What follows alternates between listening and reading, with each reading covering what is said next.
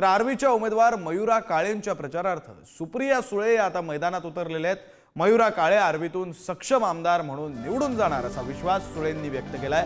सभेतून सुप्रिया सुळेंचा फडणवीसांना इशारा सुद्धा पाहायला मिळाला। अजित पवारांना फाईल फडणवीसांनी दाखवल्याप्रकरणी केस करणार असं सुद्धा सुळे यांनी म्हटलंय। सुप्रिया सुळे यांच्याशी बातचीत केली आमचे प्रतिनिधी पंकज गादगे यांनी।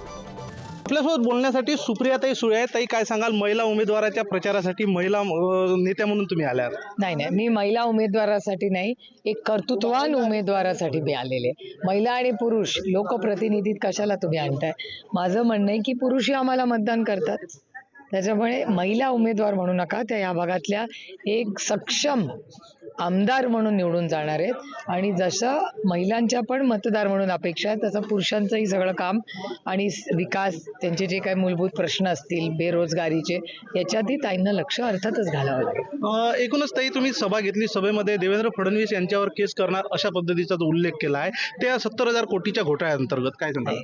70,000 कोटी रुपयाच्या घोटाळ्याचा आरोप देवेंद्र फडणवीसांनी केला, त्याची इन्क्वायरी देवेंद्र फडणवीसांनी लावली आणि तीच फाईल त्यांनी अजित पवारांना दाखवली असं अजित पवार सांगलीला बोलले, ज्याची क्लिप मी तुमच्या चॅनलवर पाहिलेली आहे। त्याच्यामुळे याचं उत्तर देवेंद्र फडणवीसांनी द्यावं लागेल, कारण का त्यांनी या राज्याला फसवलंय।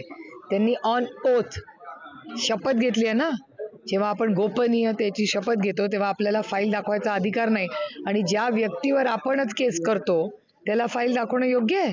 ही फसवणूक नाही आहे मायबाप जनतेची।